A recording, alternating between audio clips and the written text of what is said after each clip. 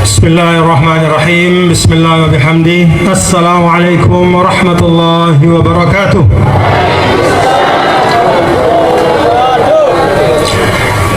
Alhamdulillah. Wassalatu wassalamu ala habibina Rasulillah Sayyidina wa maulana Muhammad ibn Abdullah wa ala alihi wa sahbihi wa man wala.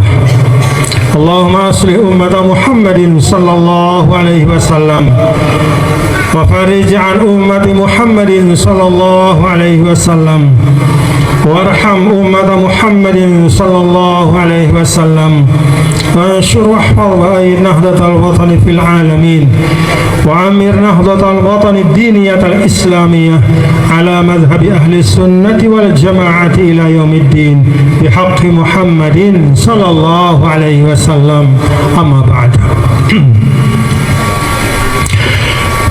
Hudur al-masyayikh al-kiram, para tuan guru yang saya hormati dan saya muliakan.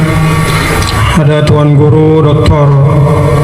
Salah Husnud Duat, ada tuan guru Haji Zainuddin dan para tuan guru lainnya, beserta para tokoh agama dan tokoh masyarakat, orang tua tiang yang ada di berbagai payung selatan di Gotong Royong ya. Desanya apa, kampungnya Gotong Royong? Dusun. Oh, dusun. Dusun bagi payung selatan, desa. Hah? Memang kalau bukan penduduk sini jangan jawab, jadi salah bahasanya. Coba desanya namanya apa? Bagi payung selatan. Kampungnya apa namanya? Gotong Royong. Ya, semua orang tua tiang, para tokoh ya, bapak-bapak dan ibu-ibu, para sesepuh yang ada di Gotong Royong bagi payung selatan yang hadir pada kesempatan ini, semuanya tiang banggakan. Pak Camat ya, beserta seluruh jajaran pemerintahan kecamatan, ada dari kepolisian, ada dari TNI, semuanya juga saya hormati dan saya banggakan. Bapak-bapak dan saudara-saudara para pengurus organisasi yang menemani saya, dan semua ibu-ibu, bapak-bapak, para jamaah sekalian, mudah-mudahan Allah Ta'ala menjaga kita semua, menyehatkan kita, meringankan langkah kita untuk hadir di tempat-tempat yang baik, dipelihara iman Islam kita, disehatkan lahir batin kita, dilapangkan jalan rezeki kita. Anak-anak kita mudah-mudahan menjadi anak-anak yang soleh dan solehat. Alhamdulillah wa syukurillah. Sebagaimana yang disampaikan ketua yayasan tadi, pada hari ini setelah sempat tertunda 1 minggu, alhamdulillah kita hadir di Yayasan Badi'ul Islah NWDI. Kita mengaji Bapak Ibu nggih, kita bersilaturahim nggih. Silaturahim itu artinya adalah taqwiyatu awasiril ukhuwah, yaitu memperkuat tali-tali jalinan persaudaraan. Kita umat Islam ini telah ditetapkan oleh Allah Subhanahu wa Ta'ala, innamal mu'minuna ikhwah. Kita say dengan ta'ata, lekan B dari mana saja asal usul kita, apapun nama desa dasan kita, selama kita bersaksi dengan 2 kalimat syahadat, maka kita masuk dalam ayat ini, innamal mu'minuna ikhwah. Orang-orang yang beriman, kata Allah, adalah saudara. Jadi silaturahim itu taqwiyatu awasiril ukhuwah, itu makna yang paling dasar, yaitu menyambung supaya ikatan persaudaraan kita sebagai sesama umat Islam itu tidak lemah, tapi justru menjadi semakin kuat. Mudah-mudahan itu salah satu yang ketika Nabi kita akan wafat, Di antara ucapan beliau yang terakhir adalah ummati, ummati. Kata ummatinya Nabi di akhir hayat menurut para ulama adalah semacam doa yang lahir dari keresahan. Ibaratnya Nabi di akhir hayatnya itu ada sedikit kegundahan, sedikit saja. Tentang apa? Bukan tentang anak cucunya secara nasab, tetapi kepada umatnya, yaitu tiang pelunggu semua. Nabi resah, Nabi agak gelisah, karena Nabi tahu bahwa umat Islam ini akan banyak sekali jumlahnya. Nabi sampaikan dalam sebuah nubuat, bahkan dari ujung ke ujung, dari tempat-tempat yang tidak pernah diduga itu akan ada umat Islam, ya. Dari ujung Yaman sampai ujung Jazirah Arab itu akan ada umat Islam, bahkan seluruh dunia luwih umat Islam 1 miliar lebih. Maka keresahan Nabi adalah bisa atau tidak umatku yang banyak ini bisa tetap menjaga kekompakan dan persaudaraannya. Maka jalan untuk menjaga, mengokohkan persaudaraan antar umat itu namanya silaturahim. Paham Bapak Ibu nggih? Kemudian mengaji adalah juga thalabul ilm. Selain untuk mengokohkan persaudaraan tiang pelunggu, kita mengaji ini adalah dengan niat supaya bertambah pengetahuan kita, bertambah ilmu yang bisa kita amalkan. Karena kalau bertambah ilmu, bertambah amal, maka insya Allah kita semakin dekat kepada rahmat dan ridho Allah. Amin ya rabbal. Ini yang dulu Al-Maghfurlah Maulana Syekh, ya, inginkan dari tiang pelunggu, bahwa majelis-majelis NWDI, dulu namanya Majelis Dakwah Hamzah Wadi, itu harus menjadi tempat di mana umat itu bertambah ilmunya, bertambah kesadarannya, bertambah kefahamannya, bertambah mahabbahnya, bertambah kuat persaudaraannya, bertambah kuat silaturahimnya. Itu maksud dari majelis-majelis ilmu yang dulu dibangun oleh Al-Maghfurlah Maulana Syekh. Karena itu mari kita teruskan cara Al-Maghfurlah nih, yaitu bahwa majelis-majelis seperti ini harus mampu menambah pengetahuan kita, pengetahuan tentang agama kita, pengetahuan tentang cara hidup di dunia yang baik, pengetahuan bagaimana agar kita mendapatkan mahabbah Rasulullah sallallahu alaihi wasallam.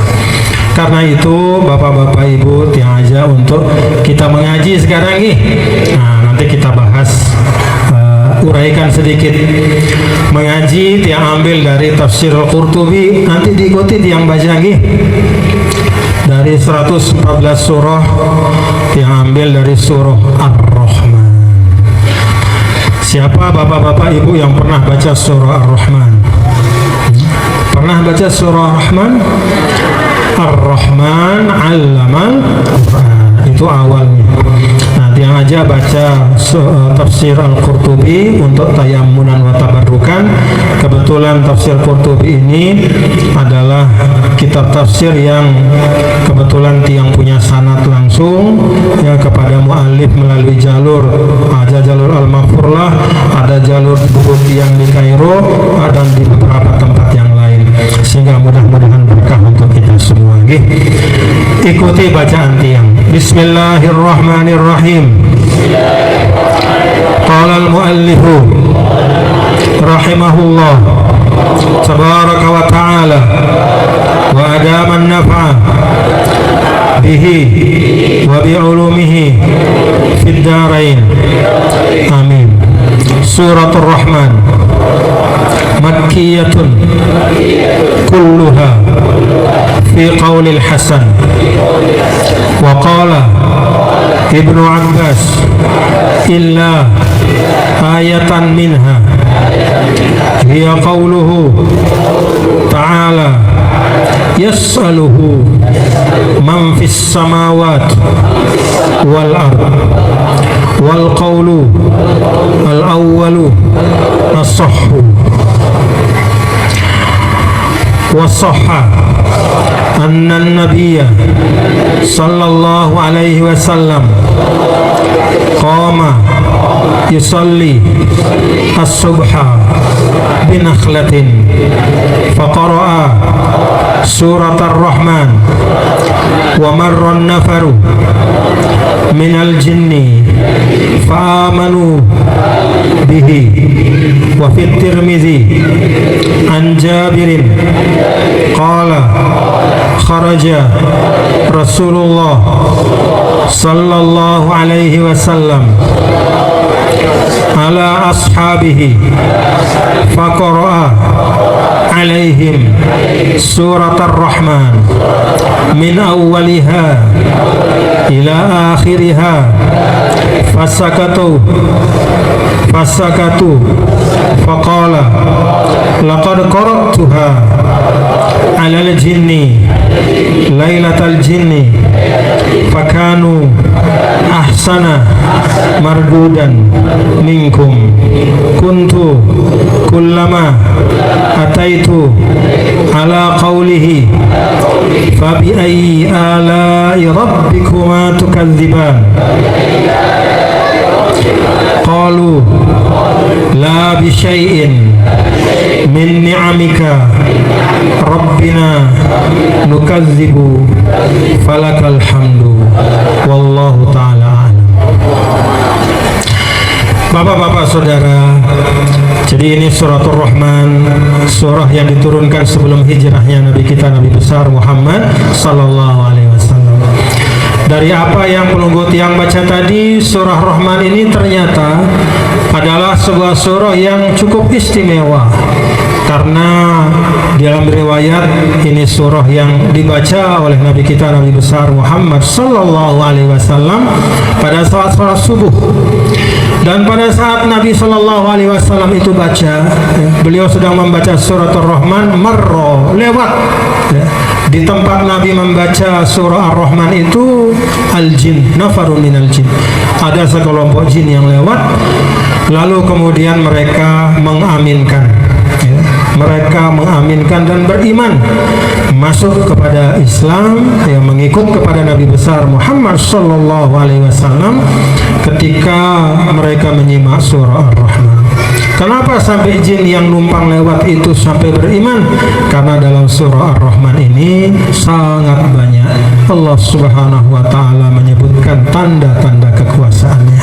Banyak nikmat-nikmat Allah yang disebut di dalam surah Ar-Rahman ini supaya tiang pelunggu sadar sebagai hamba Allah bahwa apa yang ada pada kita selaput siar yang melekat, yang menempel di badan kita, yang ada di dalam diri kita, yang terhampar di sekitar kita, bahkan yang jauh dari kita tapi bisa kita lihat dengan mata kita, bintang-bintang di langit dan semua yang terasa, yang dapat kita cium dengan hidung kita, yang dapat kita lihat dengan mata kita, kita rasakan dengan panca indera kita, itu semua dari Allah Subhanahu wa ta'ala.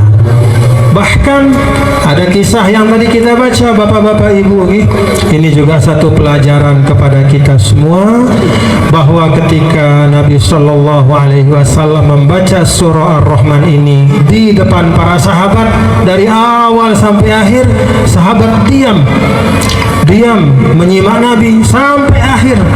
Begitu selesai dan dilihat sahabat diam, apa kata Nabi besar Muhammad sallallahu alaihi wasallam? Kata beliau begini, sahabatku, surah Ar-Rahman ini semalam saya baca dan lewat jin mereka mendengar bacaan saya, ternyata mereka membalas, mereka merespon dengan respon yang lebih baik daripada kalian.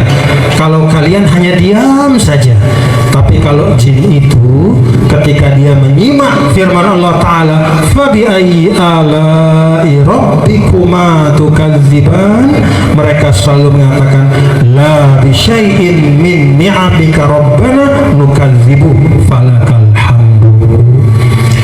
Tidak ada satupun nikmatmu wahai Tuhan kami yang kami dustakan, dan kepadamu lah seluruh nikmat. Itu kata jin. setiap kali mendengar fabi ayyi ala'i rabbikuma nukadziban. Maka seperti apa yang Rasul sampaikan dan ajarkan dalam hadis ini, kalau ada orang mengucapkan atau membaca fabi ayyi ala'i rabbikuma tukadziban, maka apa yang kita katakan? La bisyai'in min ni'amika rabbana nukadzibu falakal hamdu. Atau bahasa Indonesia, ya Allah, kami tidak mendustakan sedikit pun nikmat-Mu, dan semua nikmat itu adalah bersumber dari-Mu. Apa bahasa gotong royongnya? Hah? Ya, apa bahasa gotong royong coba? Nah, tetap bersyukur oleh Allah Ta'ala. Ya Allah, tiang bersyukur oleh desida Allah. Kami berikrar denara si aku dustaang, ya Allah, nikmat-Mu semua aku syukuri. Alhamdulillah. Kita baca sekarang, ikuti. Bismillahirrahmanirrahim. Ar-Rahman 'allamal Qur'an, khalaqal insan, 'allamahul bayan, asy-syamsu wal qamaru bihusban, wan najmu wasy-syajaru yasjudan, was-samaa'a rafa'aha wa wada'al mizan, alla tatghaw fil mizan, wa aqimul wazna bil qisti wa la tukhsirul mizan, wal arda wada'aha lil anam, fiha fakihatun wan nakhlu zatul akmam, wal habbu dzul 'asfi war raihan, fabi ayyi ala'i rabbikuma tukadziban.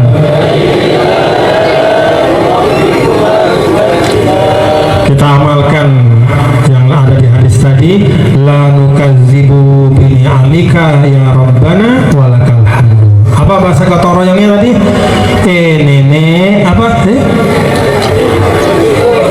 Kami bersyukur dan tidak ada nikmat-Mu yang kami dustakan. Karena arti dari fabi ayyi ala'i rabbikuma tukadziban, nikmat mana lagi dari Tuhanmu yang kalian dustakan, wahai jin dan manusia. Maka kita jawab bagaimana? Denara, tidak ada ya Allah yang kami dustakan, semua nikmat itu dari-Mu. Alhamdulillah. Bapak-bapak saudara, ini memang salah satu surah ya, yang kalau Bapak Ibu perhatikan memang beda dengan surah-surah yang lain. Salah satu perbedaan yang paling nyata bahwa dalam surah Ar-Rahman ini Allah Ta'ala 31 kali menyebut fabi ayyi ala'i rabbikuma tukadziban. 31 kali itu dijelaskan oleh para ulama, 8 kali Allah menyebut fabi ayyi ala'i rabbikuma setelah Allah menyebut keajaiban penciptaannya. Jadi keajaiban penciptaan bumi, langit, manusia, Allah turunkan Al-Quran, Allah berikan Al-Mizan, dan semua keajaiban penciptaan 8 kali Allah sampaikan fabi ayyi ala'i rabbikuma tukadziban. Lalu 7 kali fabi ayyi ala itu disebut dalam hal ketika Allah menyebutkan tentang azab bagi orang yang kufur. Sudah dikasih nikmat banyak sekali, dia tidak bisa bersyukur, maka diingatkan fabi ayyi ala'i rabbikuma tukadziban. Lalu 8 kali Allah sampaikan lagi tentang sifat-sifat surga. Lalu 8 kali Allah sampaikan lagi terakhir tentang bagaimana perincian dari nikmat yang Allah Ta'ala berikan kepada orang yang ada di dalam surga nanti. Maka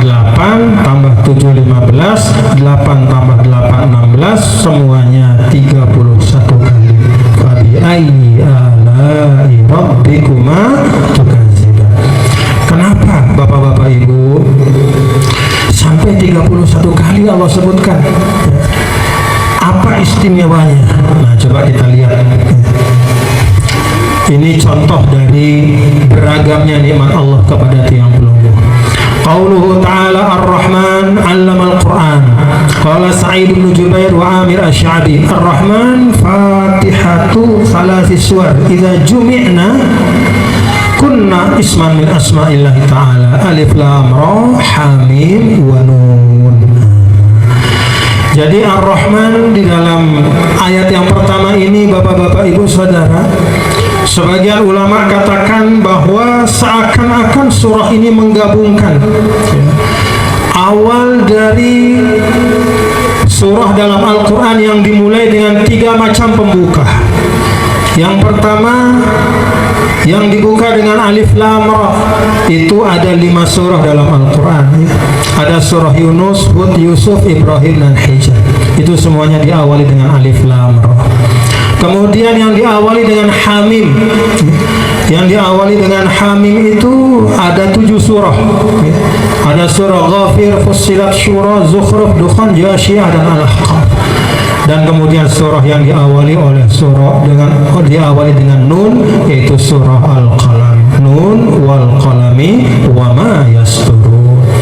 Jadi kata Imam Sa'id bin Jubair dan Imam Amir Asy-Sya'bi bahwa kata Ar-Rahman di awal surah Ar-Rahman ini, selain dia merupakan ismul min asma'illah, salah satu dari Asmaul Husna, Ar-Rahman Ar-Rahim, kata Ar-Rahman ini juga seakan-akan menggabungkan belasan dari surah yang lain itu. Jadi kalau surah ada dimulai dengan alif lam mim, kemudian alif lam ra, kemudian dimulai dengan hamim, kemudian dimulai dengan nun. Alif lam ra ditambah dengan hamim ditambah dengan nun, maka dibacanya Ar-Rahman. Ada berapa surah yang dimulai dengan alif lam ra? Ada 5.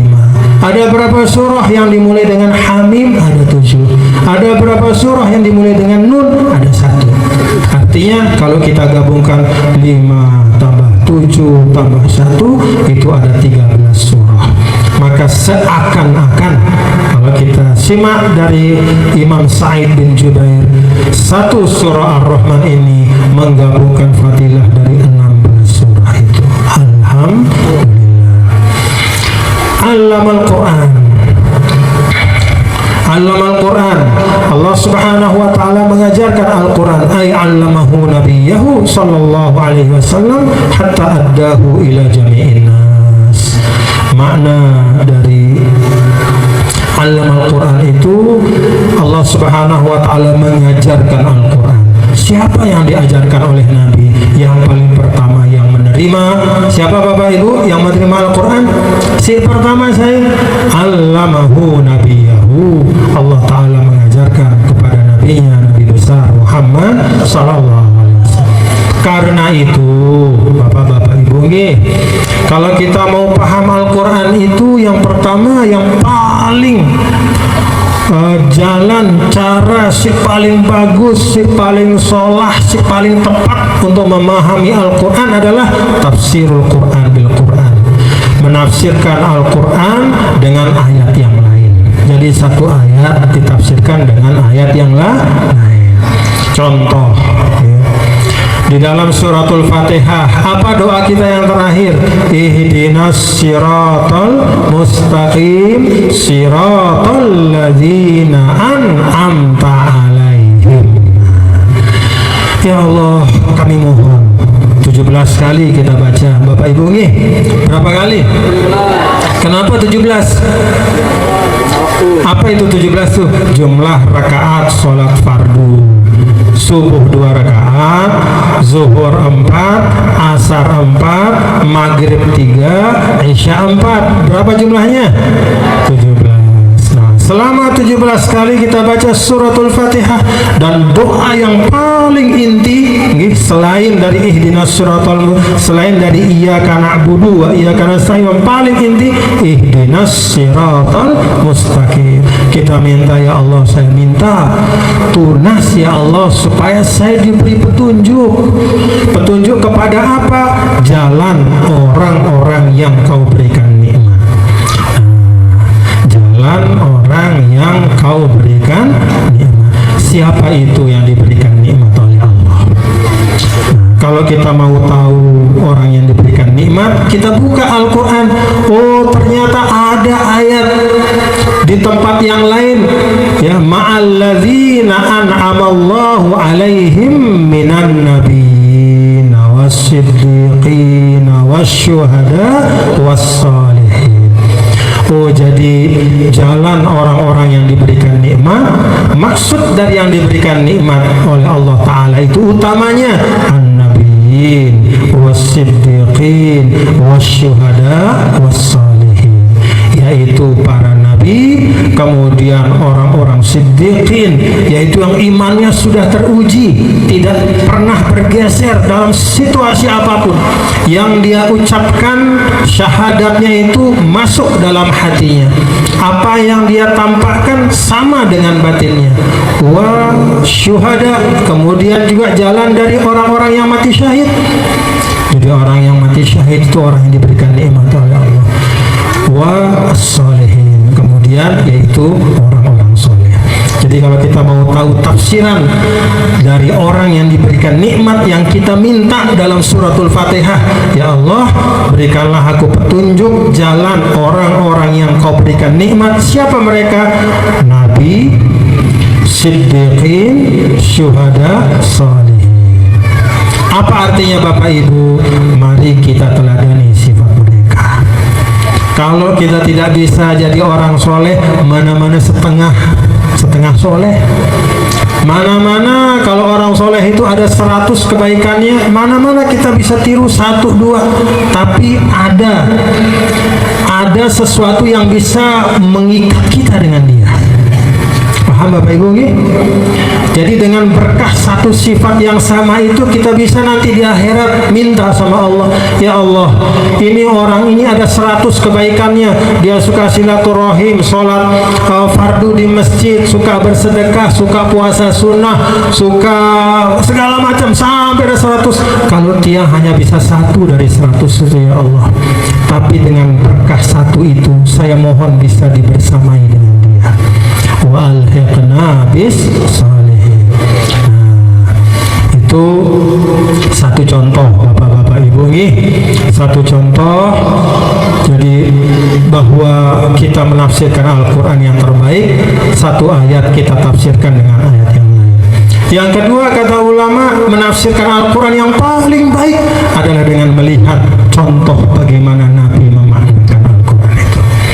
Jadi kalau kita ingin, bapak-bapak, ibu-ibu, saudara-saudara sekalian, Nabi SAW, kalau kita ingin misalnya tahu bagaimana mengamalkan firman Allah Ta'ala, misalnya wal kaziminal ghaiz wal afina 'anil nas, sifat orang bertakwa itu dia menahan amarahnya dan memberikan maaf kepada orang yang salah. Lihat cara Nabi, apa yang dimaksudkan dengan al-kaziminal ghaiz. Ketika Nabi dihadapkan dengan situasi di mana Nabi Sallallahu Alaihi Wasallam bisa membalas, contoh ketika di Fathu Makkah, Nabi 13 tahun di Makkah, setiap hari tidak pernah ada satu hari kecuali Nabi pasti mendapatkan penghinaan. Entah dihina dengan mulut, entah dihina dengan cara, bahkan dilempari kotoran, bahkan pengikutnya ada yang disiksa, bahkan ada yang sampai mati. Tapi ketika Fathu Makkah, Nabi Shallallahu Alaihi Wasallam memilih sebagai bentuk wal kaziminal ghaiz wal afina 'anil nas. Ketika Nabi berjumpa dengan orang-orang yang dulu menyakitinya, apa kata Nabi? Izhabu fa antumut tulaqa. Bapak-bapak, sida lain ni santar lengendele aku, sida siksa aku, sida umpat aku, sida sakiti aku, sida fitnah aku, tapi saya ingin mengamalkan apa yang ada dalam kitab suci yang saya terima dari Allah, maka saya maafkan semua kesalahan kalian. Idhabu fa antumut tulaqa. Nah, itu contoh Bapak Ibu saudara sekalian, bagaimana Nabi Shallallahu Alaihi Wasallam menerjemahkan pesan Al-Quran. Nah, sehingga kalau kita baca di sini Ar-Rahman 'allamal Muhammad sallallahu alaihi wasallam, Al-Quran. Untuk apa? Disampaikan kepada kita umatnya. Maka alhamdulillah banyak dari anak-anak kita sekarang yang ikut menghafal Quran nih. Alhamdulillah. Itu bagian dari meneruskan ini. Ar-Rahman 'allamal Quran, ini bagian dari meneruskan apa yang baginda Rasulullah sallallahu alaihi wasallam terima dari Allah. Jadi anak-anak kita yang mampu, yang ada keluangannya, silahkan dilatih untuk menghafal Al-Quran, dan setelah menghafal Al-Quran itu juga belajar tentang maknanya, lalu diteruskan dan disampaikan kepada yang lain sehingga nyambung tuntunan Allah itu mulai dari Nabi Muhammad SAW sampai seterusnya.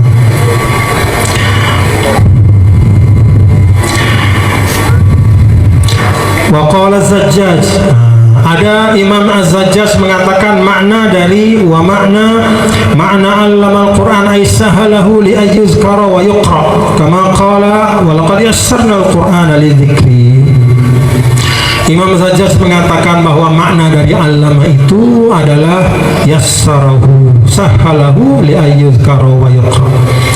Al-Quran itu Allah Ta'ala turunkan 22 tahun kepada Nabi besar Muhammad Sallallahu Alaihi Wasallam, dimuatkan dengan semua ilmu orang-orang terdahulu sampai ilmu dari orang-orang yang sampai akhir nanti, ilmu awalina wal akhirin. Semua segala macam ilmu hikmah, semua segala macam ilmu kebahagiaan, semua segala macam ilmu penawar hati, dan semua kebaikan Allah muatkan dalam Al-Quran. Namun demikian Allah Ta'ala yassarahu sahalahu li ayyuzkara wa yuqra. Al-Quran yang isinya ilmu paling hebat ini dimudahkan untuk kita pelajari. Alhamdulillah. Banyak kita tidak bisa bahasa Arab tapi bisa baca Quran nih. Nah, coba tahu tidak bahasa Arab? Kaifa halukum? Coba jawab dulu. Kaifa halukum? Kaifa halukum ya ummahat? Kaifa halukunna ya ummahat? Coba.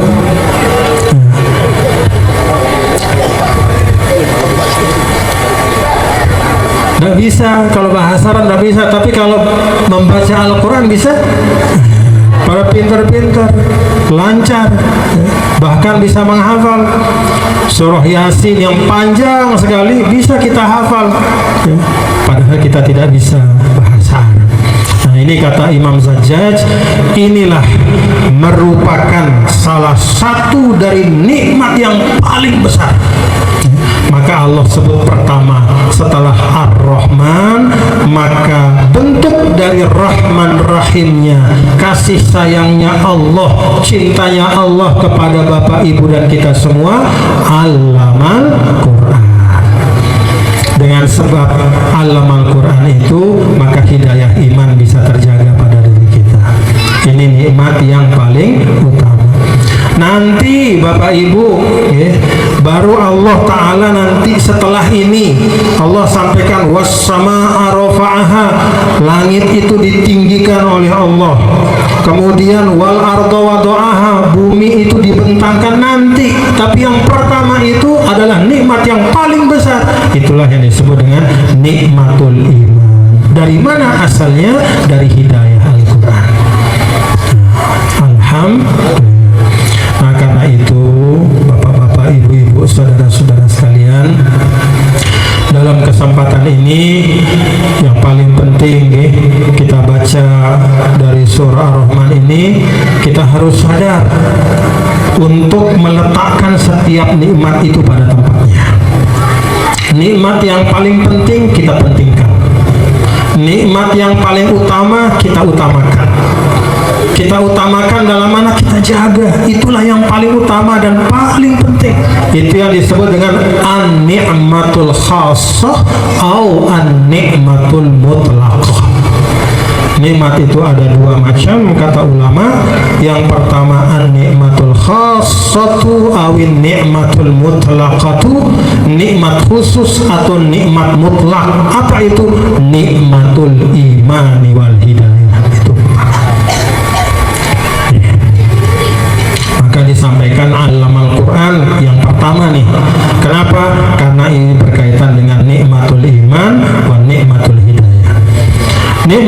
iman ini ibu-ibu bapak disebut dengan an-ni'matul khassah. Kenapa? Li'annaha khassatun li ahli iman.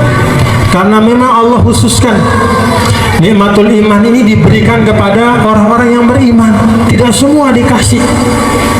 Yahdillahu linurihi may yasha. Maka kalau keluarga besar tiang EP Bapak Ibu sida nih, apa sida bahasa Anda? Hah? EP sida nak tuan kak nak tuan amak tuan apa? Hah? Pak tuan ini nak tuan sida ini kita ini yang jauh dari Mekah, yang lahir di tempat yang istilahnya terpencil seperti ini, yang juga bukan keturunan istilahnya seperti halnya orang-orang yang merupakan atau punya nasab yang dari ulama yang hebat-hebat. Kita ini orang biasa-biasa, hamba Allah yang lahir jauh dari Mekah, tapi Allah kasih hidayatul iman, an-ni'matul khassah. Alhamdulillah. Karena ini disebut an-ni'matul khassah, maka harus kita jaga dengan sebaik-baiknya. Ini juga disebut dengan an-ni'matul mutlaqah. Kenapa disebut an-ni'matul mutlaqah? Karena inilah nikmat sebenar-benar nikmat. Kalau selain yang nikmat iman, itu namanya an-ni'matul muqayyadah. Apa arti nikmatul muqayyadah? Nikmat yang terikat dengan syaratnya. Contoh Bapak Ibu, misalnya setelah nikmat iman, apa nikmat yang paling besar? Nikmat sehat wal afiat. Kalau tiang pelunggu tanya, nikmat sehat itu nikmat mutlaqah atau muqayyadah? Nikmat muqayyadah. Nikmat muqayyadah artinya dia menjadi betul-betul nikmat dengan syarat kalau sehat itu kita gunakan untuk kebaikan, baru namanya nikmat. Tapi kalau kesehatan kita gunakan untuk gebuk dengan, kesehatan kita gunakan untuk maling sampi, masih harap leka kekelam dan denara gotong royong. Gotong royongnya tentu gotong royong bagus sih, gotong royong buat masjid, gotong royong bangun yayasan, gotong royong mengaji, gotong royong silaturahmi, semua yang baik-baik. Kalau kesehatan itu digunakan untuk menyakiti orang lain, maka hakikatnya dia bukan nikmat, tapi dia musibah, bala, menjadi sebab celaka, karena nanti akan dipertanggungjawabkan di akhirat. Maka selain daripada nikmatul imani wal hidayah, itu disebutkan oleh para ulama sebagai an-ni'matul muqayyadah, yaitu nikmat yang betul-betul menjadi nikmat kalau kita penuhi syaratnya. Lapuk no kepeng, mele berdua kepeng, saya mele berdua kepeng. Kan tiang angkat imam, masa sih dendek dengar nih? Coba saya si mele berdua kepeng. Tangguh temele berdua kepeng, tangguh, bahkan bagus. Bahkan kata Nabi, ni'mal malus salih lirrajulis salih. Sebagus-bagus kepeng sinu apabila na'ara li iman dengan bagus. Jadi kalau sida merasa diri itu dengan bagus, kita kepeng wah. Karena begitu sampai harta pada orang baik, dia pasti akan gunakan untuk kebaikan. Setuju Ibu? Muslimat kalau punya uang dipakai apa? Pasti buat yang baik kan ya? Nggak mungkin buat judi online. Hah? Nggak ada. Misalnya uang, keluarga besar NWDI cari uang, dapat rezeki dari cabai. Ini cabai ini. Memang daerah gotong royongnya cabenya bagus, alhamdulillah. Kan lain, alhamdulillah. Dari cabai, dari padi, dari apa-apa, begitu dapat uang keluarga besar NWD untuk apa? Ya untuk anak istri, untuk menyekolahkan anak kita, untuk memberikan nafkah istri kita. Kalau ada lebihnya kita bisa sedekahkan, ada yang kita tabung, ada yang untuk usaha, semuanya yang baik-baik. Itu kalau orang baik, maka rezeki akan menjadi kebaikan. Alhamdulillah. Nah, harta itu termasuk nikmatul nikmatun muqayyadah, nikmat yang akan betul-betul menjadi nikmat kalau syaratnya ditunaikan. Semuanya, termasuk ilmu juga. Ilmu itu nikmatun muqayyadah. Kalau ilmu itu ada pada seseorang lalu amalnya piwal dari ilmunya, maka ilmu itu akan minta pertanggungjawaban di akhirat. Ilmunya mengatakan maling dia tekanggo maling, dia tekanggo ngerampas hak dengan lagu pegawaiannya ngerampas hak dengan, nah, berarti nanti ilmuhu hujjatun alaihi, maka ilmunya akan minta pertanggungjawaban. Nah, Bapak Ibu Saudara sekalian, jadi Allah Ta'ala dalam surah Ar-Rahman ini pertama kali menyebut itu adalah Allamal Quran sebagai pengingat bahwa yang paling utama dan paling pokok untuk kita jaga, kita rawat, kita tumbuhkan dalam diri kita adalah nikmatun mutlaqah, yaitu nikmat iman wal Islam. Mudah-mudahan kita husnul khatimah. Amin ya rabbal alamin. Khalaqal insana, qala Ibnu Abbas wa Qatadah wal Hasan, yakni Adam alaihi salam. Kemudian setelah Allah Ta'ala menyampaikan nikmat yang pertama, yaitu nikmat diajarkannya Al-Quran kepada Nabi, nikmat diberikan hidayah dan iman kepada umat manusia, maka Allah menyebut nikmat yang kedua, apa itu? Khalaqal insan. Allah Ta'ala menciptakan manusia. Alhamdulillah. Siapa yang pertama diciptakan oleh Allah? Kata Sayyidina Abdullah bin Abbas, yang dimaksudkan dengan insan di sini adalah Adam alaihissalam. Yaitu Allah menciptakan Adam alaihissalam, allamahul bayan. Kemudian Allah mengajarkan kepada Adam alaihissalam asma'ul kulli syai', yaitu nama dari segala sesuatu. وقيل علمه اللغات كلها وعن ابن عباس أيضا وابن كيسان الإنسان ها هنا يراد به محمد صلى الله عليه وسلم والبيان بيان الحلال من الحرام والهدى من الضلال قيل وقيل ما كان وما يكون لأنه بين للأولين والآخرين ويوم الدين. Bapak-bapak, Ibu, Saudara sekalian, nikmat yang kedua setelah nikmat iman dan Islam dalam surah Ar-Rahman ini adalah khalaqal insan allamahul bayan. Allah Ta'ala ciptakan kita semua dan diisi otak kita oleh Allah dengan ilmu.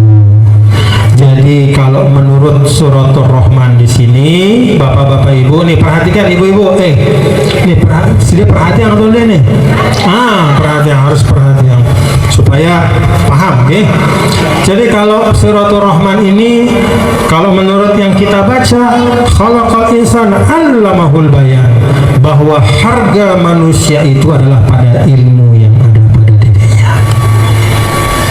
Dulu pada saat diciptakan Adam alaihissalam, kemudian semua malaikat disuruh bersujud, kemudian disampaikan oleh Allah, saya jadikan Adam sebagai khalifah. Ada pertanyaan dari malaikat, kenapa jadikan manusia sebagai khalifah? Padahal yang namanya manusia itu kan punya potensi keburukan. Dia akan bisa menumpahkan darah dan merusak di atas bumi Allah. Allah katakan, iya, memang arak potensi kelengian manusia, lagu potensi kebagusan lebih luwihnya. Begitu Bapak Ibu nggih. Arak potensi kelengian manusia, lagu potensi kebagusan lebih luwih. Memang ada potensi keburukan manusia, tapi potensi kebaikannya itu lebih banyak. Nah, pertanyaannya kepada keluarga besar Tiani Gotong Royong, mau memenangkan yang mana? Memenangkan potensi yang baik atau yang buruk? Tahu sudah nyumpak ke? Tahu sudah istighfar ke? B sudah pilen? Nah, cekat lah sudah, wah cukup ngajin tuh deh. Oh cekat tuh. Kan memang iya kan tahu sudah nyumpak? Tahu sudah ngerosang dengan? Tahu sudah ngaji? baca Quran. Be sudah pilihan ngerawasang dengan atau ngaji. No, hebat tuh. Oh, sudah cukup. Jadi memang dalam ayat ini makna di dalamnya khalaqal insana 'allamahul bayan, ya. Bagian dari makna ini memang manusia itu kalau kita lihat rangkaian penciptaannya memang bukan makhluk sempurna. Kita ini bukan makhluk sempurna, Bapak Ibu. Manusia yang sempurna itu hanya para nabi dan rasul, dan sudah ada tidak ada nabi dan rasul sekarang. Jadi pada doang itu ini sida sile bawa barang tiang di atas niki atau yang di atas panggung ini semua kita sama punya potensi keburukan, punya potensi kebaikan. Kapan kita menjadi makhluk yang mulia? Kalau kita memenangkan potensi kebaikan itu. Arana tuan guru lagu nyumpak, arak sindik na tuan guru lagu ngaji doang. Be bagusan. Be bagusan. Kan gampang urusan. Jadi sederhana Bapak Ibu, ya, bahwa dalam Islam itu potensi manusia itu beragam, semua punya kan. Fa'alhamaha fujuraha wa taqwaha qad aflaha man zakkaha wa qad khaba man dassaha. Jadi memang karena kita di dunia ini bagian dari sunnatullah, sebutan kita beda-beda memang Bapak Ibu, gitu. Dalam urusan misalnya hubungan nasab ada yang namanya orang tua anak, dalam hubungan keilmuan ada murid ada guru, dalam hubungan pemerintahan ada pemimpin ada rakyat, dalam hubungan apa lagi? Dalam hubungan kerja ada yang punya sawah, ada yang bekerja di sawah, ada yang punya perusahaan, ada yang jadi karyawan. Itu sebutan-sebutan sesuai fungsi. Di dalam kehidupan masyarakat, di dalam sunnatullah, di dunia ini memang Allah ciptakan kita dalam beragam posisi, tapi posisi itu tidak mutlak menentukan kedudukan kita di sisi Allah. Yang menentukan kedudukan kita di sisi Allah B lebih bagus si berdua bangkat atau si begawian jadi buruh di bangkat. B bagusan. Belum tentu. Mun si berdua bangkat kelakuan na bobotoh, mun si begawian leh bangkat kelakuan na bagus, berulah bobotoh apa dia tidak melakukan itu. B bagusan. B bagusan guru atau murid. Hah? Belum tentu juga. Ini jama-jama belum tentu. B bagusan sile bawah atau di atas, belum tentu, bergantung pegawaian. Di atas lagu di bawah lagu. Jadi posisi-posisi sosial, posisi dari strata sosial atau sebutan-sebutan dalam kehidupan, bahkan nasab-nasab keilmuan itu tidak mutlak menentukan baik buruknya kita depan Allah. Maka dalam Al-Quran itu jelas, innalladzina amanu wa amilus sholih, sudah beramal soleh, beramal soleh. Kalau ada yang jadi tuan guru, ya syukur saja, alhamdulillah jadi tuan guru. Di tuan guru kan alhamdulillah, tapi itu tanggung jawab. Yang tidak jadi tuan guru ya tidak apa-apa juga. Paranda mai jadi tuan guru. Coba suruh tuan guru seolah ini pakai celana pendek, semua tunde. Jangan semua, bahkan walaupun semua di debani. Maka terparang tuan guru katok apa katok, tuan guru pakai celana pendek. Tapi kalau sida jadi tuan guru kan jama-jama doang sida bersisir kado minyak rambut itu apa namanya itu, jelly itu apa, Gatsby apa namanya itu, mandom namanya itu. Oh, coba tuan guru sekolah suruh dia pakai Gatsby apa jalan siang-siang di pinggir jalan, malu dia. Jadi ya itulah. Pak Camat juga begitu. Pak Camat nggak bisa dia gampang-gampang pergi ke pasar, makan-makan di warung di pasar tiap hari, nanti diomongin sama orang. Kalau si dia yang tidak jadi camat gampang, mau makan di mana ada yang.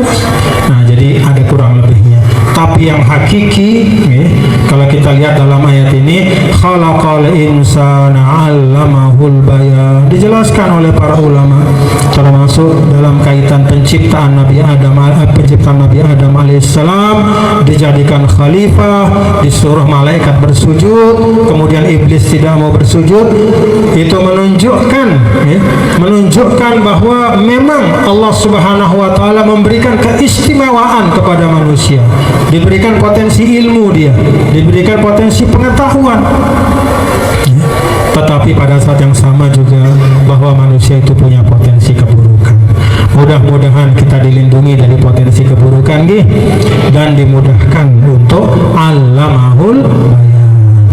Jadi bisa terus belajar, menuntut ilmu dan mengamalkan ilmu, karena di situ harga kita. Jadi bukan di jabatan kita, bukan di sebutan kita, bukan di keturunan kita, bukan di harta kita, pangkat kita atau apapun, tapi pada ilmu dan pengamalan itu. Punya 1000 ilmu, tapi yang diamalkan 1. Dibandingkan orang yang punya 2 ilmu, tapi dua-duanya diamalkan, mana bagusan? Hah? Mana bagusan? Jelas yang mengamalkan 2 ilmu itu. Jadi ajrul amal yang didasarkan pada ilmu itu yang menentukan. Jadi bukan semata punya ilmu, tetapi bagaimana mengamalkan. Cukup Bapak Ibu? Cukup nih? Wa tarhim. Nah, kemudian asy-syamsu wal qamaru bihusban. Wassalatu wassalamu alaihi ya nasyirul huda. Salawat dan salam atasmu, wahai pembela petunjuk, wahai sebaik-baik makhluk, yaitu Nabi besar Muhammad sallallahu alaihi wasallam.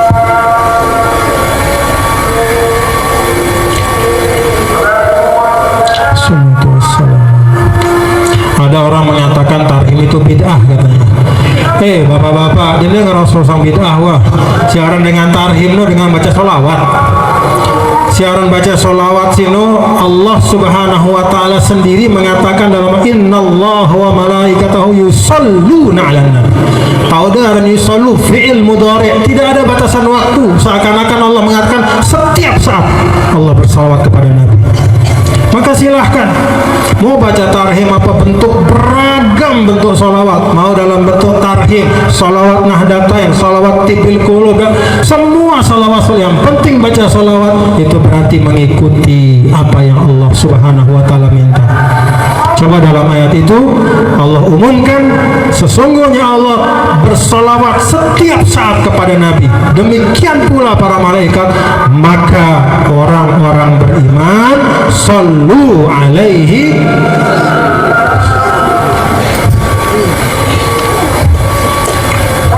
Tidak banyak ayat di mana Allah menyatakan bahwa dirinya, zatnya melakukan sesuatu bersama para malaikat, lalu kemudian kita diminta untuk mengikuti itu.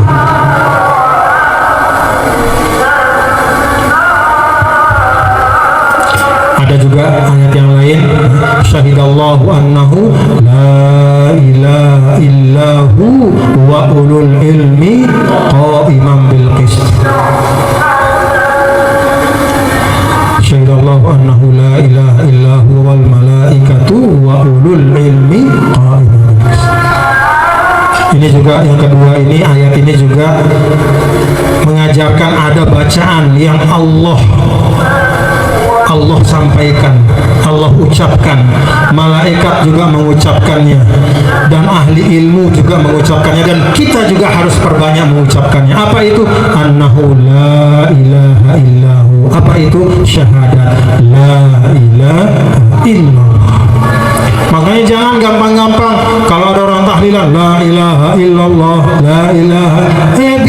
katanya. Dan baca Quran dengan sini.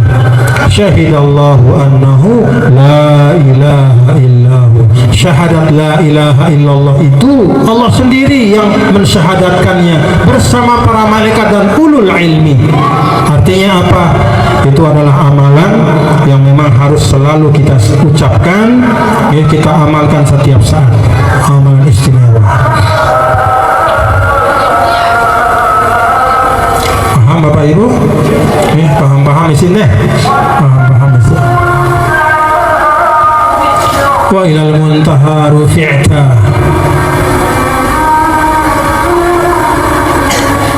Rufi'ta kariman. Wa sami'tan nida'a. Alaikassalam. Engkau diangkat ya Rasulullah. Wa ilal muntaha rufi'ta kariman. Engkau diangkat ya Rasulullah sampai sidratul muntaha dalam keadaan dimuliakan. Itu pada saat Isra dan Mi'raj Nabi besar Muhammad sallallahu. Ya Rasulullah.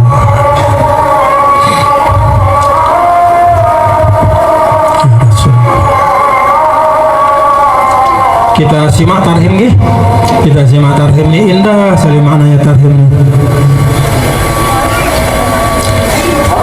Sallallahu alaihi wa ala alika wa ashabika ajma'in.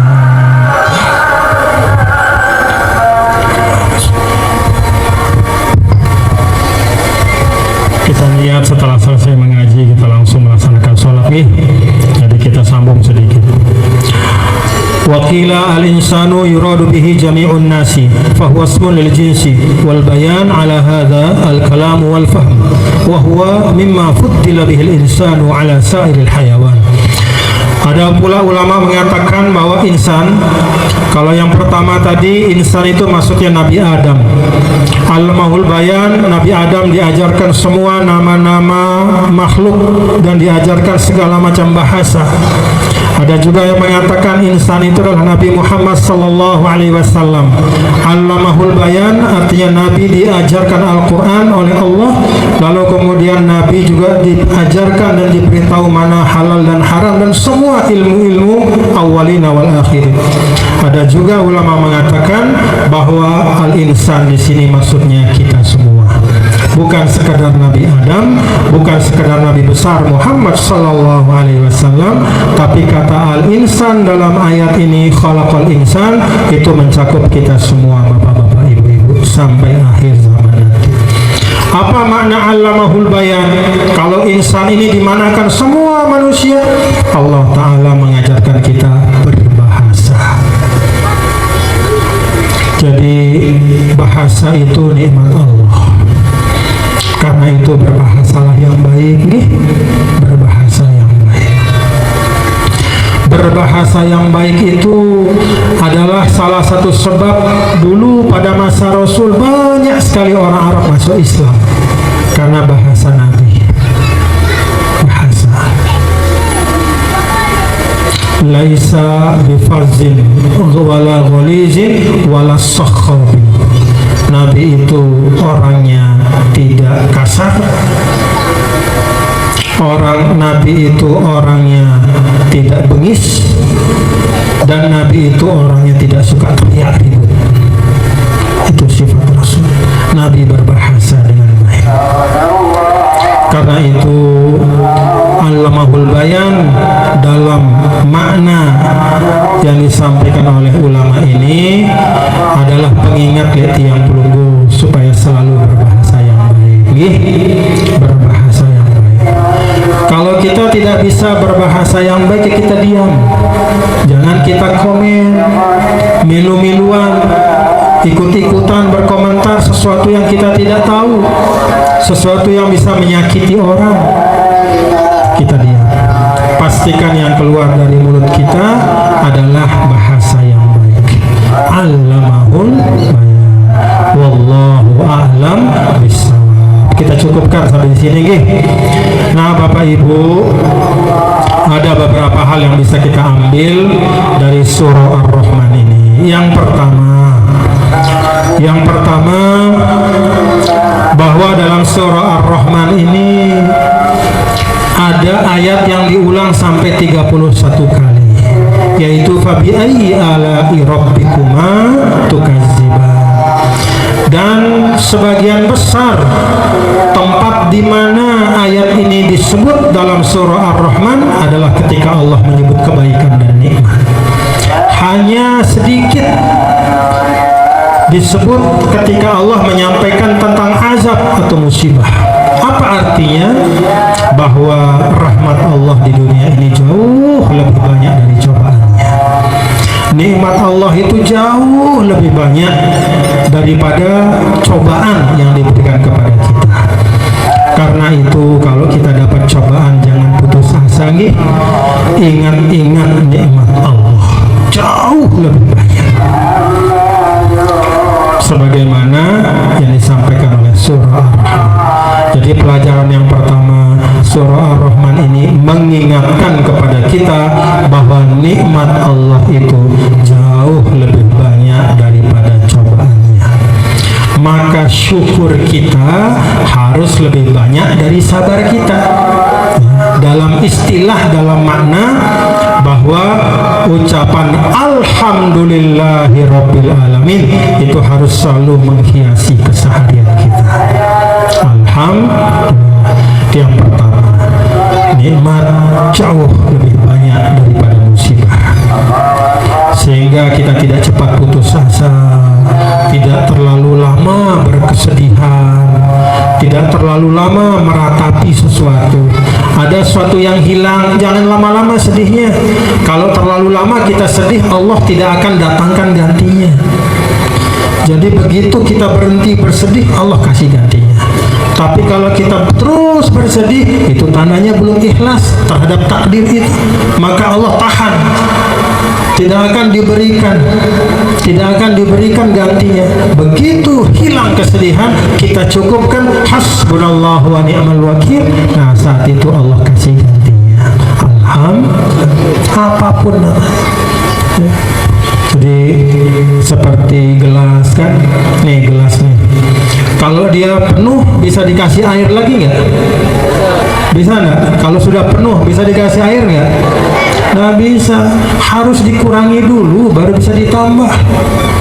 Jadi nikmat itu harus diambil dulu sebagiannya biar ada jalannya untuk masuk nikmat yang baru.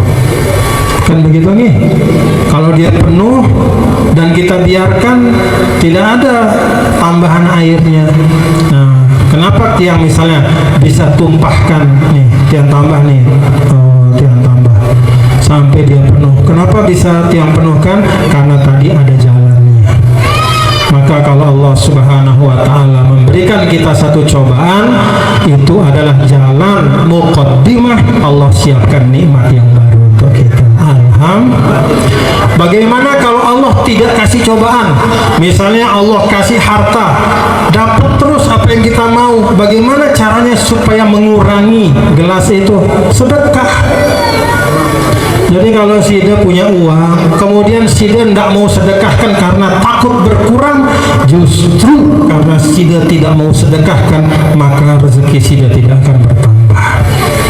Karena tidak ada jalan mau dikasih lagi. Ya, paham Sida Bapak Ibu?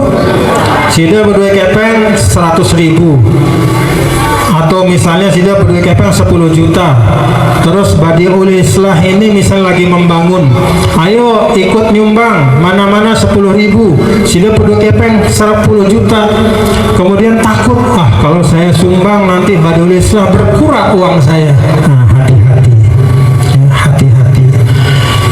Bisa jadi ajakan bersedekah itu cara Allah untuk menyiapkan tambahan rezeki bagi Sida. Dengan sebab ajakan bersedekah itu, ajakan membangun, kemudian Sida sugulang, itu ibarat air yang ketika dia penuh kita minum, maka ada ruang di gelas ini untuk diisi dengan air yang baru. Maka dengan sebab kita bersedekah itu, Allah Ta'ala tambahkan rezeki kita. Maka dalam hadis, ma naqasat shadaqatun min mal, yang namanya sedekah tak akan mengurangi rezekimu, justru ngerumbuk. Paham Bapak Ibu nih? Jadi gini, musibah boleh sedih, tapi jangan lama-lama, ya. Paham? Mau kehilangan uang, sedih nggak? Kehilangan motor, ya pasti sedih lah. Atau kita nanam cabai, tiba-tiba hasilnya tidak baik, sedih, iya. Tapi jangan lama-lama, hentikan segera kesedihan itu. Hasbunallahu wa ni'mal wakil. Ya Allah, raditu bima qadar. Ya Allah, aku redho dengan apa yang telah ditakdirkan. Maka itu jadi pintu, akan berganti musibah itu diganti dengan nikmat oleh Allah. Atau kalau kita dapat nikmat terus, maka cara kita untuk memancing nikmat yang baru adalah dengan bersedekah, supaya ada ruang datangnya nikmat yang baru sampai kepada kita. Alhamdulillah. Paham Bapak Ibu nih? Nah, silakan diamalkan. Jadi dede de gedek mun suruh tetejak membangun deh. Jadi de gedek apa ini membangun? Capek-capek kita nanam cabai, terus sekarang tiba-tiba kita mengeluarkan uang untuk bangun sekolah, kurang uang saya. Oh, jangan khawatir. Itu cara Allah untuk menyiapkan rezeki yang baru untuk kita. Maka kalau ada kelebihan, tidak ada salahnya dikeluarkan sebagian supaya ada jalan untuk rezeki yang baru datang. Nah, itu pelajaran yang pertama, bahwa nikmat di dunia ini jauh lebih banyak daripada musibah.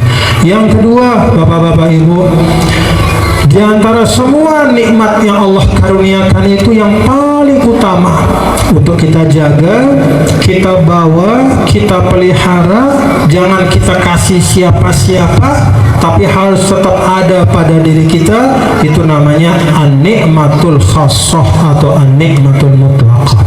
Nikmat khusus, nikmat mutlak, itu adalah nikmatul iman wal hidayah. Selebihnya namanya nikmatul muqayyadah, nikmat yang akan jadi nikmat kalau kita pakai dengan baik. Sehatnya dipakai untuk amal soleh, itu nikmat. Rezeki dipakai untuk kebaikan, itu nikmat. Mata digunakan untuk melihat yang baik, itu nikmat. Dan demikian pula yang lain-lain. Lalu yang ketiga, Bapak Ibu Saudara sekalian, yang dapat kita ambil dari yang kita baca adalah bahwa Allah Ta'ala menjadikan harga dari al-insan itu pada allamahul bayan. Jadi bukan dari melongnya mata kita, bukan dari gagahnya paras kita, bukan dari tinggi badan, bukan dari status sosial, bukan dari banyaknya harta, tapi allamahul bayan, dari ilmu dan amal yang dapat dilaksanakan oleh manusia dalam kehidupan. Di situ harga kita. Jadi kalau ingin menjadi manusia yang mahal harganya, bagaimana caranya? Rajin-rajin menuntut ilmu dan amalkan apa yang kita ketahui. Yarfa'illahu alladzina amanu minkum walladzina utul ilma. Sekik pernah nawata amalang si sekik nuh. Dua pernah nawata amalang si dua sini. Dendek te ambisi lalu ngerumbuk pengetahuan, sedangkan si arak li itu masih belum ada satupun yang bisa kita amalkan. Maka dulu para sahabat menceritakan pada zaman Nabi itu, Nabi mengajarkan sahabat 10 ayat. Jadi baca 10 ayat, kemudian dijelaskan oleh Nabi apa isi 10 ayat itu. Semuanya diterangkan sampai 10 ayat itu habis diterangkan isinya. Lalu kemudian Nabi ajak sahabat mengamalkan isinya. Setelah paham, setelah diamalkan, baru masuk ke 10 ayat berikutnya. Itu cara sahabat belajar Al-Quran. 10 ayat. Itu yang ketiga yang dapat kita ambil, Bapak Ibu nih, bahwa harga dari manusia ya, itu adalah allamahul bayan, dari bagaimana dia menuntut ilmu dan lalu dia mengamalkan ilmu-ilmu yang baik yang dia ketahui. Kemudian yang keempat dan terakhir, Bapak-bapak Ibu Saudara sekalian, dari semua nikmat yang Allah sudah sudah sebut, yang Allah akan sebutkan dalam surah Ar-Rahman. Khalaqal insan ini diletakkan setelah nikmat Allamal Quran. Jadi setelah nikmat hidayah dan iman, yang kedua nikmat penciptaan manusia. Baru setelah itu nikmat bumi Allah, nikmat langit, nikmat kebun, surga, segala macam.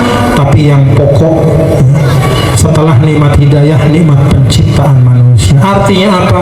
Manusia itu punya karomah. Karomah itu artinya kehormatan. Maka kepada semua manusia jangan kita rusak kehormatannya. Rusak. Jadi harus saling menjaga, harus saling memelihara, jangan saling menistakan. Kalau sekarang banyak orang saling membuka aib, jangan ikut-ikutan. Orang yang suka membuka aib orang lain dengan maksud menghinakannya, maka Allah tidak akan mencabut nyawa orang itu kecuali akan dicobakan dengan apa yang dia bicarakan itu. Misalnya arak dengan, mohon maaf nih, misalnya arak, ada orang yang kita tahu pernah minum minuman keras, lalu kita ceritakan kemana-mana. Bahkan ketika dia pun sudah tobat, masih kita sebut, oh lain ya wah ngeni, orang seperti itu. Apa kata Rasulullah SAW? Dia tidak akan mati kecuali dia akan merasakan apa yang dia omongkan itu. Nauzubillah min zalik. Jadi nggak usah. Kita harus ingat bapak-bapak, nih warga NWDI dan bapak-bapak, ibu, hadirin hadirat semua, bahwa manusia itu punya karomahnya. Semua manusia. Apalagi kalau manusia itu ada kekhususannya. Misalnya di madrasah itu kita punya tulab tolibat, punya murid. Dia punya kehormatan dan punya amanah yang harus kita jaga. Karena itu saya minta kepada semua ya Badiul Islah NWDI ini dan juga semua perguruan-perguruan NWDI, jangan ada terjadi di dalam perguruan NWDI itu pelecehan, kekerasan, pelecehan verbal, nyumpak nyenak, kanak si belajar dari tangguh. Si aran guru sino jadi contoh si bagus, nyumpak bagus atau enggak? Kalau ada guru yang kerjanya nyumpak muridnya, berarti dia tidak punya sesuatu yang baik yang dia bisa berikan kepada muridnya. Di sekolah tahu nah, toleh perempatan tahu nah. Jadi guru itu harus bisa memberikan teladan ucapan yang baik. Tidak boleh ada di sekolah NWD kekerasan verbal, kekerasan kepada murid laki perempuan dalam bentuk ucapan. Demikian juga antar guru. Kekerasan fisik tidak boleh juga. Kalau zaman dulu mungkin ada guru caranya mendidik pok, lalu didik, wah nengke, tidak boleh. Sudah beda zamannya. Paham Bapak Ibu? Jadi perguruan NWDI tidak boleh ada kekerasan verbal, tidak boleh ada kekerasan dalam bentuk kata-kata, ucapan yang tidak baik, kemudian kekerasan fisik ya berupa menyakiti siswa atau pelajar atau santri-santriwati, dan juga kekerasan seksual. Tidak boleh ada pelecehan di sekolah NWDI. Kalau terjadi, maka itu berlipat-lipat dosanya. Dosa lirisnya Allah, ya melanggar amanah al-maghfurlah dan juga merusak kehormatan sebagai manusia. Jangan. Paham Bapak-bapak Ibu? Di mana-mana kita dengar ya Allah. Ini yang minta kepada semua ya. Ini hal yang sangat penting, yang bahkan tidak kalah pentingnya dari belajar ilmu. Bagaimana supaya anak-anak kita ini juga bisa kita jaga lahir batinnya. Jangan ada pelecehan-pelecehan, ya. Jangan.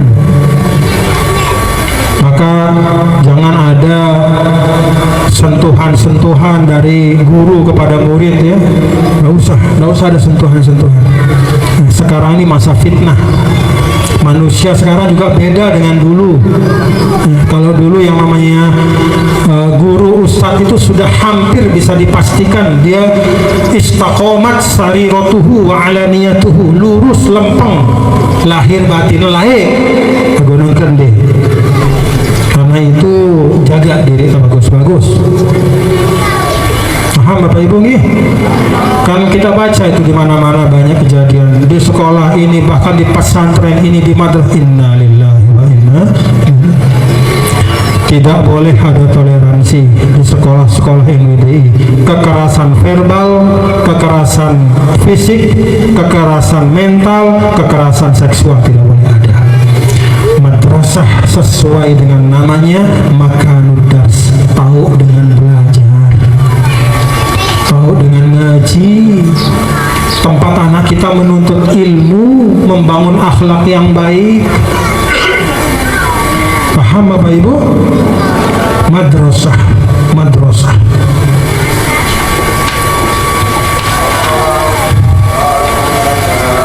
Dan kalau ada hal seperti itu terjadi tidak boleh ditutup-tutupi, segera diselesaikan. Segera diselesaikan, tidak boleh ditutup-tutupi. Ada kejadian di suatu tempat itu ternyata sudah lama kejadiannya, banyak korbannya baru ketahuan sekarang. Innalillahi wa inna. Dah ikhlas, dah ridho al-mafruh Maulana Syekh, dah ridho Rasulullah SAW kalau ada umatnya laki atau perempuan yang sedang menuntut ilmu dilecehkan oleh orang yang seharusnya menjaga kehormatannya, itu jadi musuhnya Rasul, nanti jadi musuhnya al-mafruh. Dia ikhlasnya ridho. Ini saya sampaikan supaya jadi perhatian, jangan sampai terjadi, jangan sampai terjadi. Jaga anak-anak udah bagus-bagus nih Bapak Ibu nih, jaga anak, jaga supaya dia mengerti tentang kehormatan dirinya. Tidak boleh disentuh apalagi sudah akil balik, bahkan ketika masih kecil pun hati-hati. Ajar, ingatkan. Nah, ini pesan tiang yang tidak kalah penting dibanding hal-hal yang tiang sampaikan sebelumnya, supaya madrasah kita betul-betul menjadi tempat yang aman, nyaman, yang damai, yang baik, yang berkah untuk kita semua. Amin ya rabbal alamin. Ini yang dapat tiang sampaikan. Terima kasih. Tadi Ustaz mau penyembih. Apa penyembih maunya? Penyembih apa Ustaz? Yayasan mau apa? Simbih dalam bentuk apa? Oh, disaksikan. Insyaallah nanti kita saksikan. Badiul Islah ini namanya agak unik ya, bagus namanya, mudah-mudahan nama sesuai dengan yayasan pondok pesantren nantinya insyaallah ya. Badiul Islah itu kan kalau kita bahasa Arab itu bisa macam-macam ya, bisa badi bermakna al-mubdi, yaitu menciptakan perbaikan dalam bentuk yang sebaik-baiknya. Bisa juga itu idhafatus sifah lil mausuf ya, ay al-islahul badi, yaitu suatu bentuk perbaikan yang dalam bentuk yang terbaik, yang maksimal ya. Yaitu dengan pendidikan yang berkualitas. Mudah-mudahan Allah mudahkan. Wallahu muwaffiq wal hadi ila sabilir rasyad. Assalamualaikum warahmatullahi wabarakatuh. Ada yang usulan Bapak Ibu? Mungkin ada yang ingin bertanya, ingin menyampaikan apa? Mungkin pikirannya, silakan Ibu-ibu. Nah, milih pengetahuan, tuah pada cakap sih dah.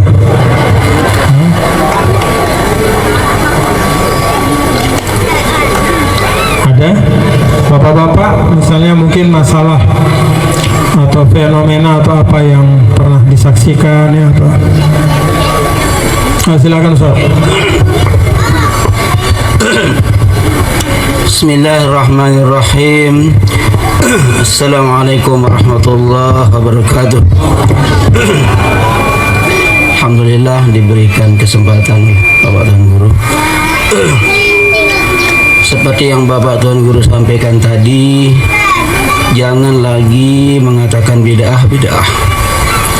saudara kita sebelah ini selalu mengatakan bid'ah, dan kita yang kerja bid'ah menurut mereka dibilang sesat. Apakah termasuk kata mereka itu menyakiti atau tidak? Demikian, terima kasih Pak Guru. Assalamualaikum warahmatullahi wabarakatuh.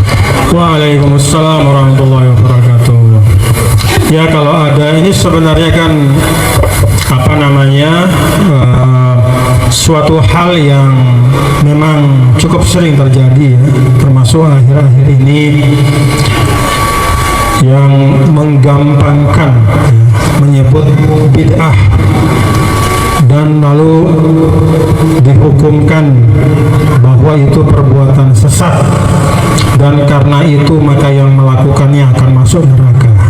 Memang berat sekali.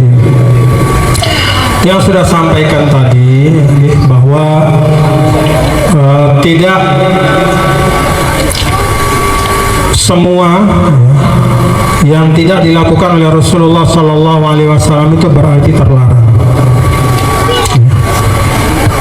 Jadi sesuatu yang tidak pernah dilakukan oleh Rasulullah SAW itu artinya, kalau kata ulama bahwa itu sesuatu yang tidak wajib, maka dia bisa menjadi sunnah, bisa menjadi mubah, bisa menjadi makruh. Jadi kalau ada sesuatu yang tidak dilakukan Nabi, yaitu secara dasar, arti dasarnya bahwa memang itu tidak diwajibkan. Tidak diwajibkan.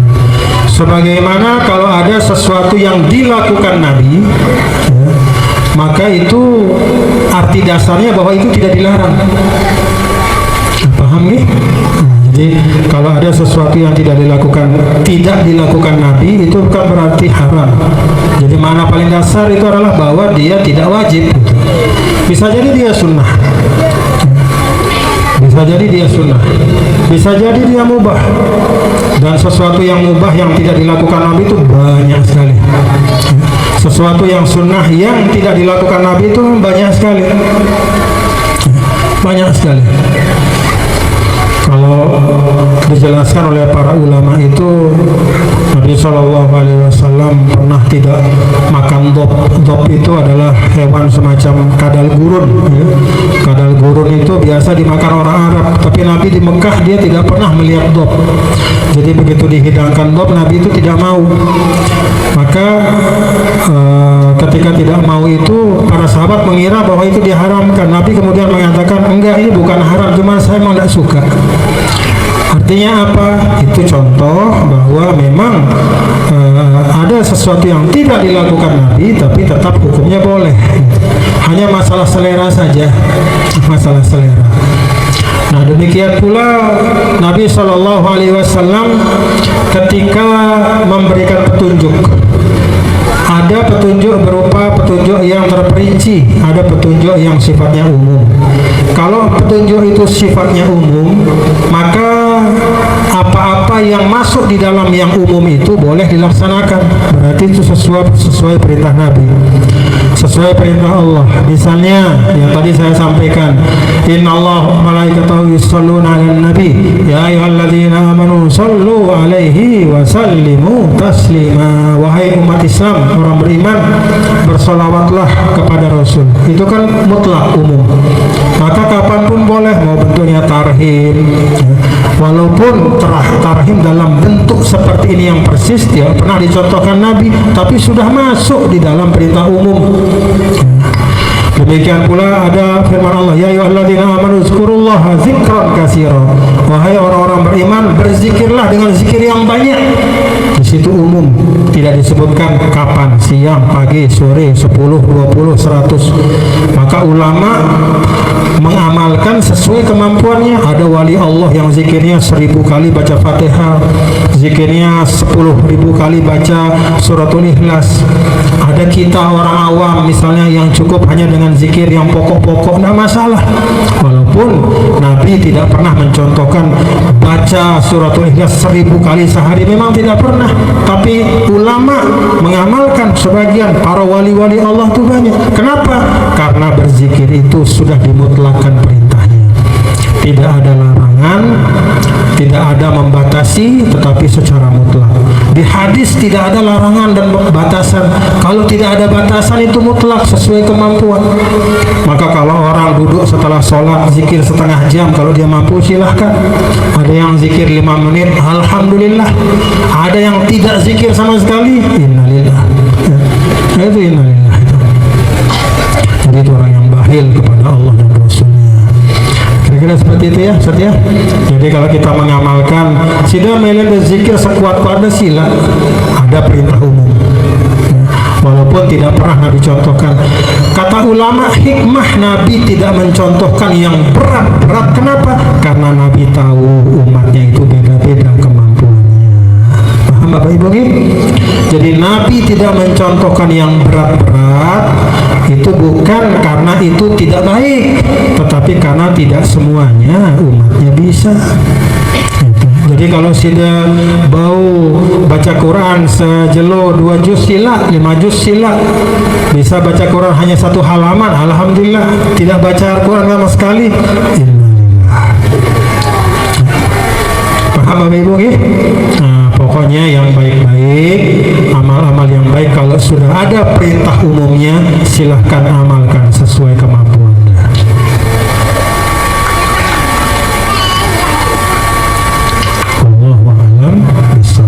Dan itu semua tidak termasuk bid'ah dhalalah, tapi itu termasuk semuanya adalah bid'ah hasanah sesuai dengan pembagian sebagian ulama, termasuk Al-Imam Izzuddin Ibnu Abdissalam dan Imam Syafi'i. Demikian Bapak Ibu yang dapat yang sampaikan. Jadi kesimpulannya, amalan wah apa sih terima lekan gurun tadi? Insyaallah semuanya itu ada dasarnya. Walaupun kita tidak tahu detailnya, ya sudah, karena memang ilmu juga beda-beda macam-macam. Biar sudah guru kita yang paham detailnya sampai sedetail-detailnya, kita sudah dikasih intisarinya. Beda pilihan. Apa istilah itu? Metik apa bahasa Anda metik? Mbau pau le lolon atau sidang inem jusna dari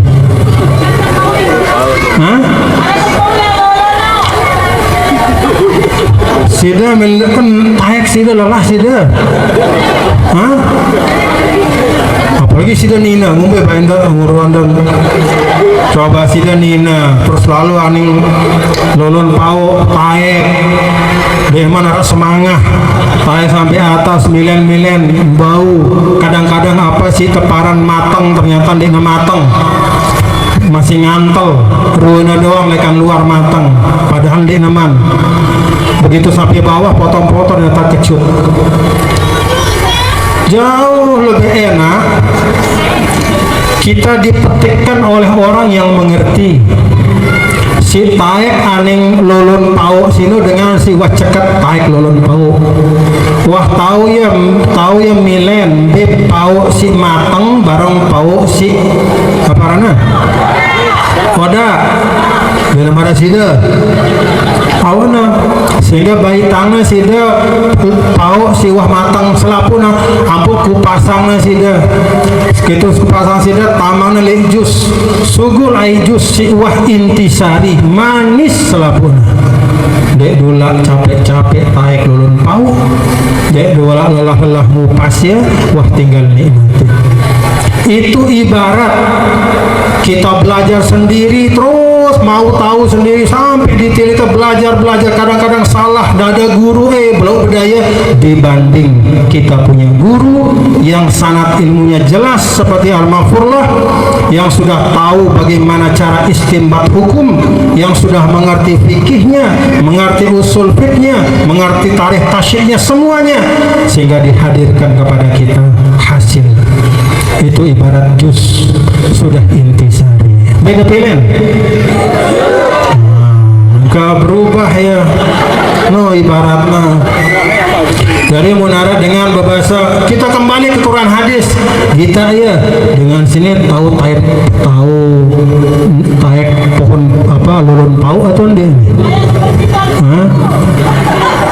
ngaku-ngaku ngambil langsung dari Quran hadis, padahal dia tahu ilmu usul fiqh, dia tahu ilmu fikih, mustalahul hadis, dia tahu ilmu usul tafsir, dia tahu ilmu qawaidus syariah, maqasid. Bara angkun dengan dia tahu taik pau lolon pau, lagu paksa diri na taik lolon pau, walaupun sampai atas, bisa jadi yang dia pilih itu yang salah. Wahna salah milen baitna lolon pau si oda, terus pengnya sida suruhnya sida ngakan milih sida kakan, wajib kakan milih milih. Nah, itu ibaratnya orang yang mengatakan langsung kita kembali ke Quran hadis, padahal dia tidak punya ilmu yang cukup untuk itu. Maka mari kita serahkan pada guru-guru kita yang sanad ilmunya jelas, ya. Ada mazhab yang 4, kalau dalam akidah ada mazhab Asy'ariyah, Maturidiyah, semua ulama di situ semua udah sepakat, lalu hasilnya diberikan kepada kita. Alhamdulillah, syukur si dia berdua guru Al-Mahfullah Maulana Syekh. Alhamdulillah. Dari mudarat dengan si berbahasa ngenon nih, ini dengan dia tahu taik lulun bau. Kalaupun dia memaksakan, persilahkan dia makan pauk yang dia ambil itu. Ya, mungkin banyak semangahnya, mungkin sudah dimakan bukal segala macam, terserah. Tapi kita mendapatkan jus hasil intisari yang terbaik. Alhamdulillah. Itu kira-kira ya bapak-bapak ibu nih paham-paham nih dari diri dipecat-pecat tertipu isi tukang taik lulun pauk sini tahu kena. Alhamdulillah. Allahu a'lam bishawab. Mari kita tutup bersama dengan baca doa pusaka, ya. Kita berdoa, kita awali dengan doa pusaka.